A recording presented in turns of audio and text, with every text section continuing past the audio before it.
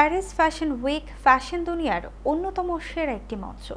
বিশ্বের বিভিন্ন প্রান্তের নামী প্রসাধন সংস্থা তাদের বাছাই করা জিনিস নিয়ে উপস্থিত হয় সেই মঞ্চে। থাকেন হলিউড বলিউডের খ্যাতনামারাও। পোশাক, ব্যাগ, জুতা, গহনা কি নেই সেই তালিকায়। সেসব জিনিস দেখার জন্য মুখিয়ে থাকেন গোটা পৃথিবীর ফ্যাশন শিক্ষার্থীরা। এবছর সেখানকার স্প্রিং সামার কালেকশনে জায়গা করে নিয়েছে 18 ক্যারেট সোনা দিয়ে তৈরি ন্যানো ব্যাগ। ওই ব্যাগের দামে নাকি অনায়াসে 200টি আইফোন 16s কিনে ফেলা যায়। একটি প্রতিবেদন অনুযায়ী সোনার কারুকাজ করা এই ব্যাগটি রাবানি এবং গয়না প্রস্তুতকারী ফরাসি সংস্থা আর্থার্স বার্ট্রান্ডের যৌথ উদ্যোগে তৈরি হয়েছে। তবে এটি শুধু ফ্যাশন জগতে অভিনবত্ব সংযোজনের বিষয় নয়, ব্যাগটির সঙ্গে জড়িত রয়েছে ইতিহাস। 1968 সালে ফরাসি গায়িকা ফ্রাঁসোয়া হার্ডির পরনে দেখা গিয়েছিল বিশ্বের সবচেয়ে দামি পোশাক।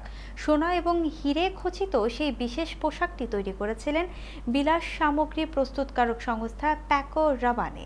চলতি বছর জুন মাসে প্রয়াত হন গায়িকা। তার প্রতি শ্রদ্ধা জানাতেই এই ন্যানো ব্যাগটি তৈরি করার পরিকল্পনা করে ওই দুই সংস্থা। 18 ক্যারেট সোনা দিয়ে তৈরি এই ব্যাগটির মূল্য 2,50,000 ইউরো। বাংলাদেশি মুদ্রায় হিসেব করলে ব্যাগটির দাম হতে পারে আনুমানিক 3,33,00,000 টাকা। ব্যাগটি তৈরি করতে সময় লেগেছে প্রায় 100 ঘন্টা।